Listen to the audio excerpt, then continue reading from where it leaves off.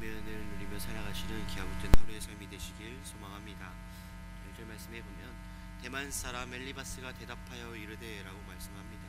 오늘 본문은 4장에서 14장까지 1차 논쟁, 15장에서 21장까지 2차 논쟁, 22장에서 27장까지 3차 논쟁을 이야기하는 데 있어서 제3차 논쟁의 시작인 대만 사람 엘리바스의 주장을 말씀하고 있습니다. 그래서 오늘 본문의 말씀 1절에서 11절까지의 말씀은 욥의 악행을 구체적으로 제시하고 욥의 고난에 대해 인과응보론적 그러한 단정을 내리고 있습니다. 12절에서 20절까지의 말씀은 신성모독자 악인으로 욥을 정죄하고 규정하고 있는 것을 보게 되며 21절에서 30절까지 말씀은 욥을 향해 하나님과의 화목을 권면하고 있는 그런 말씀으로 보게 됩니다. 이렇게 오늘 본문에서 엘리바스의 주장을 한마디로 본다면 하나님의 공의를 수호한다고 믿지만 정작 그 공의를 하나님의 성품에서 떼내어서 냉혹한 법칙으로 만들어 버리고 있음을 보게 됩니다. 그래서 2절 말씀에 보면 사람이 어찌 하나님께 유익하게 하겠느냐라고 말씀합니다. 엘리바스는 욥에게 인간의 의나 수고는 하나님께 아무런 유익도 주지 못한다라며 주장하고 있습니다. 맞습니다. 우리가 의를 행하고 하나님의 일을 한다고 해서 하나님에게 유익이 있는 것은 아닙니다. 우리가 의를 행하고 하나님의 일을 하는 것은 하나님의 은혜를 입은 자로서 마땅히 해야 할 도리이며 하나님께 유익을 드리기 위함이 결코 아니라는 사실입니다.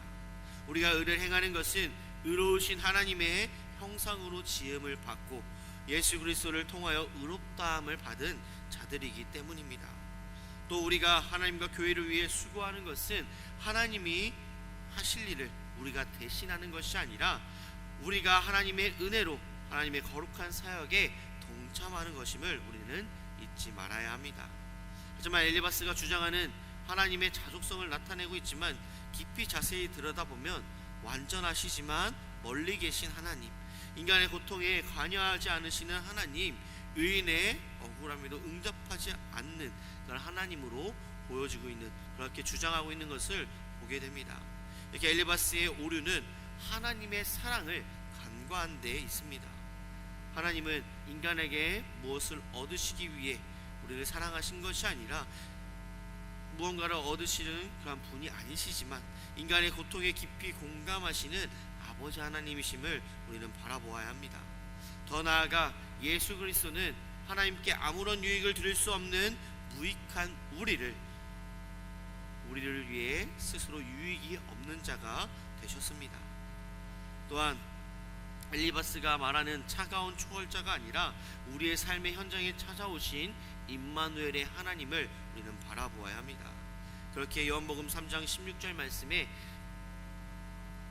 하나님이 세상을 이처럼 사랑하사 독생자를 주셨으니 라는 말씀과 같이 하나님은 우리에게 유익을 얻지 않으시지만 우리를 위해 독생자를 주실 만큼 우리를 사랑하신다는 사실입니다. 또한 하나님은 필요가 없으시지만 사랑 때문에 관계 속으로 들어오시는 분이심을 우리는 잊지 말아야 하며 그 결정적인 사건이 바로 성육신과 십자가임을 보게 됩니다. 로마서 5장 8절 말씀, 우리가 아직 죄인 되었을 때에 그리스도께서 우리를 위하여 죽으심으로 하나님께서 우리에 대한 자기의 사랑을 확증하셨느니라 라고 말씀합니다.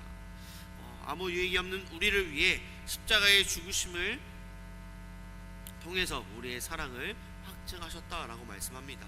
그렇기에 우리도 하나님을 사랑하는 데 있어서 내 유익을 구하는 삶이 아니라 이웃을 사랑하는 데 있어서 나의 필요를 구하는 것이 아니라 아무 유익과 필요가 없음에도 불구하고 십자가의 보혈로 우리를 사랑하신 예수님을 사랑하며 또한 예수님의 사랑을 전하는 믿음의 삶이 되어야 합니다. 그렇기 때문에 역대상 29장 14절 말씀, 나와 내 백성이 무엇이기에 이처럼 즐거운 마음으로 드릴 힘이 있었나이까? 모든 것이 주께로 말미암아 싸우니 우리가 주의 손에서 받은 것으로 주께 드렸을 뿐이니이다. 고린도서 6장 20절 말씀, 값으로 산 것이 되었으니 그즉 너희 몸으로 하나님께 영광을 돌리라 라고 말씀합니다. 주님 것을 주님께 받은 것을 주님께 받은 것을 이웃에게 전함으로 하나님의 영광, 예수 그리스도의 향기가 나타나는 우리의 삶이 되시길 소망합니다.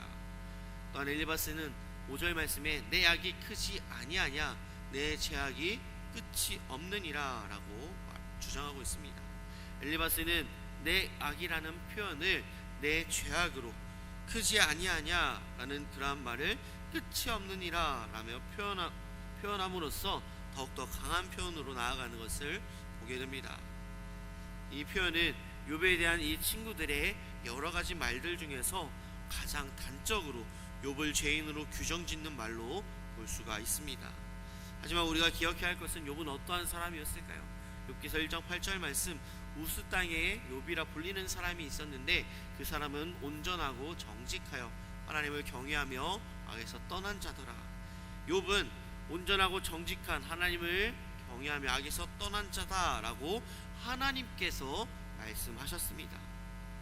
그러나 여기서 엘리바스는 이것을 바라보지 못하고 더 나아가서 구체적이지만 허구인 그러한 죄목들을 통해서 욥에게 다음과 같은 죄를 더 씌우고 있음을 보게 됩니다.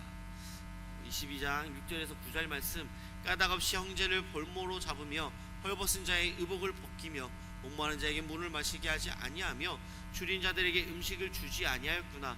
너는 과부를 빈손으로 돌려보내며 고아의 팔을 꺾는구나 라고 말하고 있습니다. 이러한 엘리바스의 주장은 사회적 그러한 악의 전형적인 그런 목록을 만들어서 욥에게 투사하고 있는 것을 보게 됩니다. 사실 이 제목들은 실제로 욥의 삶과 정반대의 삶이었습니다. 그러나 엘리바스는 고난이란 결과를 근거로 죄라는 원인을 창작해내고 있는 것을 오늘 말씀을 통해 보게 됩니다. 엘리바스의 이러한 말들을 통해서 욥은 어떠한 삶을 살았는지 우리는 말씀을 통해 보게 됩니다. 그런데 이러한 엘리바스의 주장을 통해서 우리 또한 우리의 삶을 돌아보아야 합니다. 오늘 말씀과 같이 내 이익만을 돌아보며 챙기며 이웃을 돌보지 않는 우리의 삶을 돌아보아야 합니다. 예수님께서는 내 이웃을 내 자신과 같이 사랑하라 라고 말씀하셨는데, 예수님의 말씀을 통해서 우리의 삶을 다시금 돌아보아야 하며 수혜받은 이웃에게 내 자신과 같이 사랑하였는지 돌아보아야 합니다. 그렇기에 우리 또한 하나님의 그 사랑을 이웃에게 흘려보내는 우리의 믿음의 삶이 되어야 합니다. 하나님께서 아무 유익이 없이 우리를 사랑하신 것과 같이 아무 유익이 없을지라도, 내게 이익이 없을지라도 내 이웃에게 예수 그리스도의 사랑을 온전히 전하며 나아가는 우리의 믿음의 삶이 되시길 소망합니다. 말씀을 정리하고자 합니다. 아무 유익이 없는 우리를 위해 예수 그리스도의 십자가의 보혈로 사랑하신 하나님을 기억하며 또한 연말에 소외받는 이웃에게 예수 그리스도의 사랑을 온전히 전하며 나아가는 믿음의 삶이 되시길 소망합니다. 기도하시겠습니다. 사랑의 은혜가 충만하신 아버지 하나님, 아무 유익이 없는 우리를 위해 예수 그리스도의 십자가의 보혈로 우리를 사랑하신 하나님의 그 사랑을 기억하게 하여 주시옵시고, 정말 이웃에게 예수 그리스도의 사랑을 온전히 전하며 품으며 더욱더 섬길 수 있는 우리 믿음의 삶이 될 수 있도록 주님 함께하여 주시옵소서. 우리 삶을 주관하여 주시고 함께하여 주님 달 줄 믿사옵고 바라오며 사임하신 예수님의 이름으로 기도드립니다.